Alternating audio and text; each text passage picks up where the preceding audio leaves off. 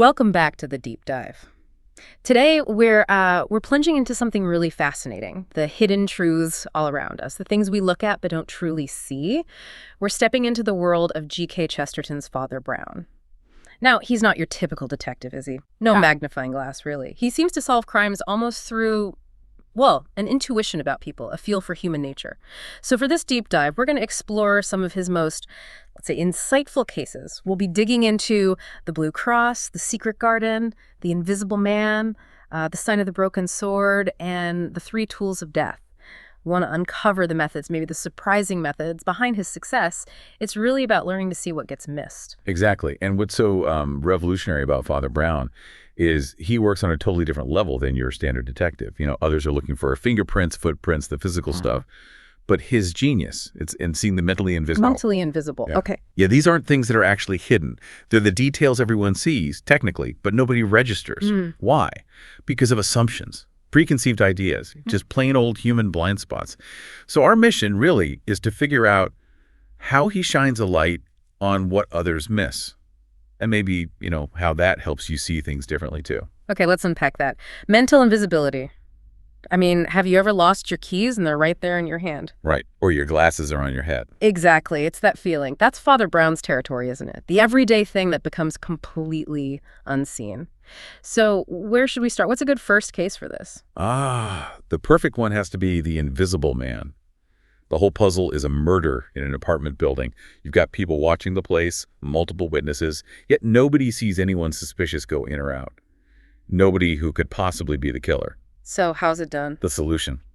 It was the postman. The postman, of course. Yeah, the four witnesses, described as quite honest men, they swore no suspicious characters entered. But see, that's the key word, suspicious. Father Brown just cuts right through it. He says, let me get the quote right. They meant no man whom they could suspect of being your man. Yeah. A man did go into the house and did come out of it, but they never noticed him because he's the postman. He's, you know, dressed rather handsomely in red, blue, and gold, carrying his bags. His very ordinariness, the fact you expect him to be there, makes him mentally invisible. He just fades into the background, not seen as a person, just a function. That's brilliant. Our expectations literally create blind spots. We filter out the familiar. But it's not just about job roles like postman, is it? Social roles, social expectations. Yeah. Those can be disguises, too, like in the Blue Cross, well, the bit within it about the stolen fish service. Spot on. The 12 True Fishermen dinner at the Vernon Hotel. Yeah. It's another perfect example. The thief isn't lurking in the shadows. He's right there, moving around at this very formal dinner. How does he manage that? Father Brown notices something odd.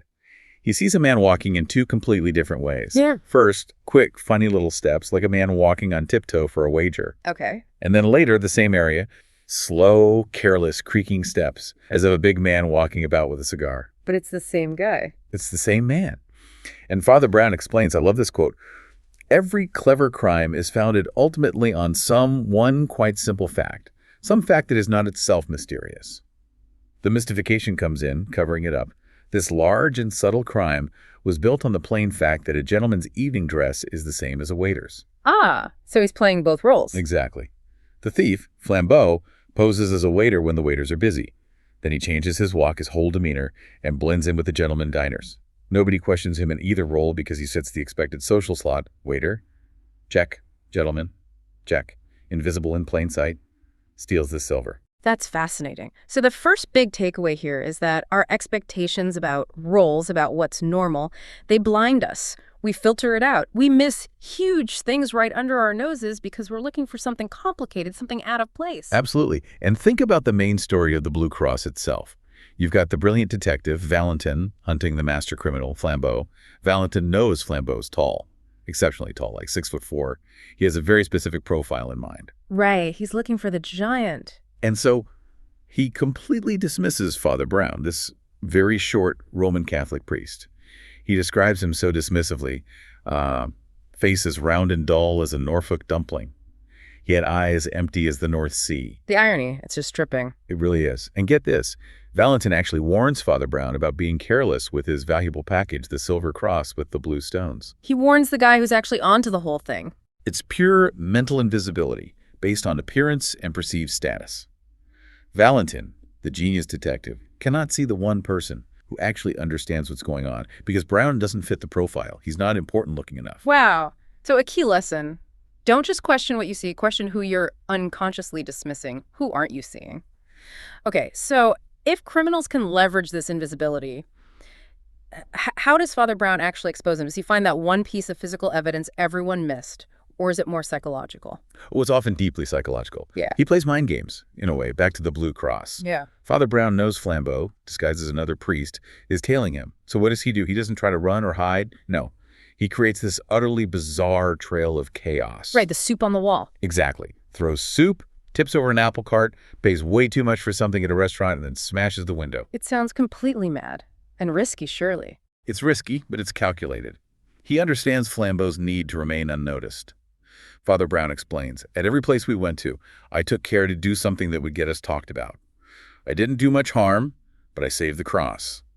He points out that any normal person would react, complain about salt in their coffee or an overcharge. Unless They have a very strong reason not to draw attention to themselves. Flambeau, desperate to stay invisible, just goes along with all this absurdity without protest. And that confirms everything for Father Brown. Flambeau's silence betrays him.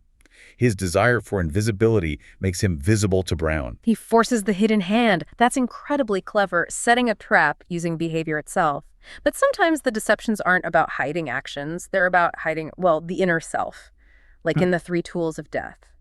That story really digs into appearance versus reality, doesn't it? It really does. It shows how easily we buy into a public persona. Sir Aaron Armstrong, the victim, is this famous philanthropist known everywhere for his relentless optimism. A religion of cheerfulness, Chesterton calls it. So when he's found murdered, everyone's baffled. Why would anyone kill such a cheerful man? But Brown sees something else. He asks the killer question. Did he communicate his cheerfulness? Frankly, was anyone else in the house cheerful but he? He sees the spectral discomfort, the sadness, and everyone else around Sir Aaron, and his insight is just devastating. Cheerfulness without humor is a very trying thing. He figures out Armstrong wasn't just cheerful, he was hiding a deep despair, a suicidal maniac behind the optimistic mask. Wow, the cheerfulness was the disguise, a psychological one. Precisely. What looked like a virtue was really a symptom. So what about the rope, the knife, the pistol found there? The Three Tools of Death? Yeah? They weren't. No, that's another twist. They weren't the murder weapons. They were actually used by his secretary, Patrick Royce, trying desperately to stop Sir Aaron from killing himself. Royce fired the pistol as a distraction, tried to restrain him with the rope. Then Armstrong's daughter, Alice, trying to help, slashed at the rope. Oh, no. Yeah, inadvertently cutting him loose, and he fell through the window. So the tools of death were actually tools of attempted mercy. It just shows how context changes everything. You can't judge an object without the story. That's mind-bending. And there's another detail in that story about deception, isn't there? Something about a piece of paper. Ah, yes, the wrong shape paper. Classic Father Brown observation. There's this supposed suicide note from another character, Quentin, saying, I die by my own hand, yet I die murdered. Which sounds like a paradox, a confession. Right. But Father Brown notices the paper isn't quite rectangular. A corner's been snipped off. It's the wrong shape. It seems trivial. But it's everything. He deduces that the snip removed quotation marks, and probably the start of the sentence. The full text was actually a quote from a novel Quinzen was writing.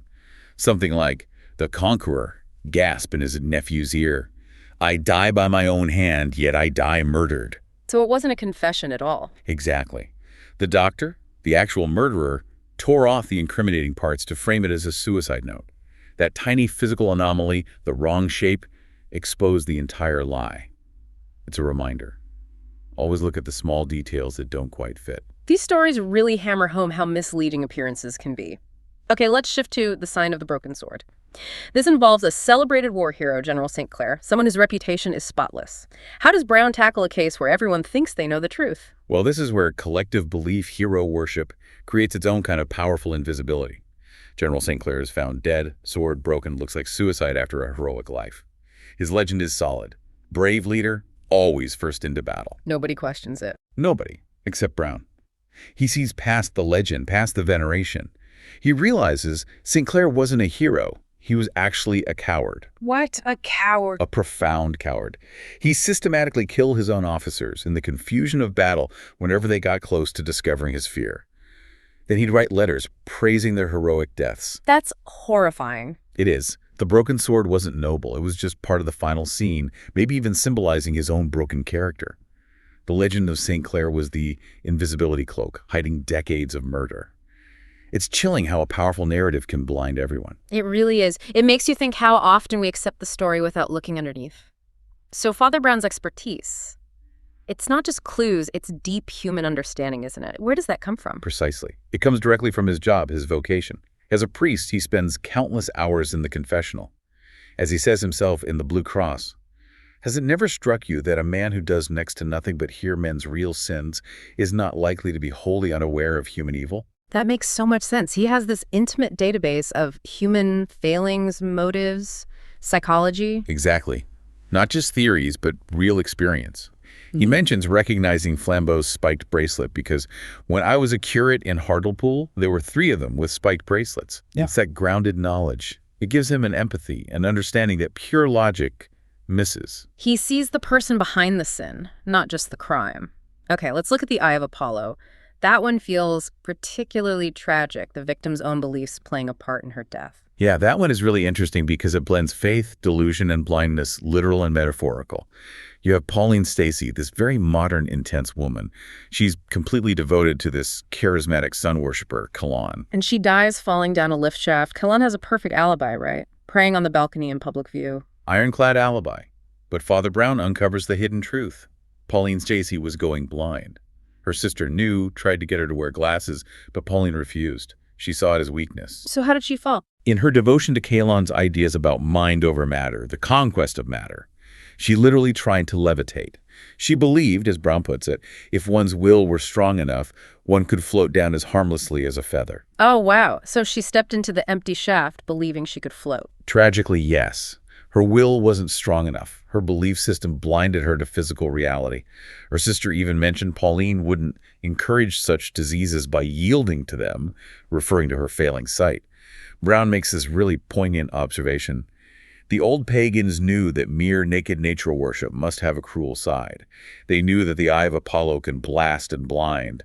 Her spiritual blindness led directly to her death, caused by her physical blindness. That's a powerful warning about how conviction, unchecked by reality, can be its own trap, a deadly blind spot. Indeed. Self-deception can be the most dangerous invisibility of all. Okay, one more case to really bring this home. The Secret Garden. This one's complex double murder, and the killer is the last person you'd expect. The head of the Paris police himself, Aristide Valentin. This is maybe the ultimate example of status and ideology creating invisibility. Valentin, the famous humanitarian French freethinker, known for being anti-clerical, he hosts a party. A man is found decapitated in his walled garden. And later Valentin himself is found the same way. Right. But there's a strange early clue. Chopped twigs near the first body. Dismissed by everyone else. But not by Brown. Never by Brown. His deduction is just incredible. Valentin, the great detective, committed the first murder. And the severed head found with the first body. It wasn't the victim's head. What? Valentin had abstracted the severed head of Becker, a recently guillotined criminal who looked similar. From the morgue on some official pretext, he used it as a prop. That is audacious. Why? What was Valentin's motive for killing the first man, Brain? Pure ideology. This is where Chesterton really digs in. Valentin heard Brain was converting, becoming religious, drifting to us, to the church. And Brain planned to donate his massive fortune to support the church in France. And Valentin, the staunch anti-clerical, couldn't allow that. Exactly. His ideology, his intellectual pride, blinded him completely to the morality of it. He resolved to murder Brain to stop the money going to the church. The method? He used those twigs. Brown figures it out. Valentin took Brain into the sealed garden. Maybe he talked about fencing. Used the twigs and a sword to demonstrate. A distraction. A distraction, then strike. And the garden itself, being walled, sealed, only one entrance guarded by his loyal servant Ivan. That created the perfect locked room scenario to deflect suspicion. He banked on no one suspecting the head was fake, or that he could be the killer. His own firmly held beliefs made him morally invisible, even to himself. The layers there are just astounding. Beliefs as blinders. Wow, what an incredible journey through Father Brown's world. From the postman nobody saw, the waiter hiding as a gentleman, the note with the wrong shape, the hero who was a coward, the woman blinded by faith. It's all about seeing past the obvious, isn't it? Absolutely.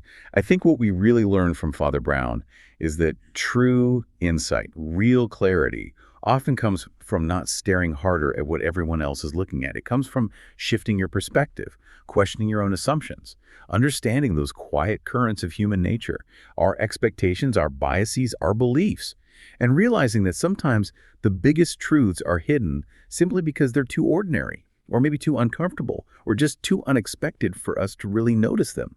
Looking for the wrong shape, seeing the invisible man, that's a skill for life, not just for solving fictional crimes. So maybe the next time you're stuck on something, facing a puzzle in your own life, big or small, ask yourself, what am I not seeing here? What am I filtering out because I expect something different? Is there a small detail, an anomaly, a wrong shape that actually holds the key? And what simple, perhaps uncomfortable truth might be hiding right there in plain sight, just waiting for you to shift your focus and finally see it? Keep looking, keep questioning. You might be surprised what you find.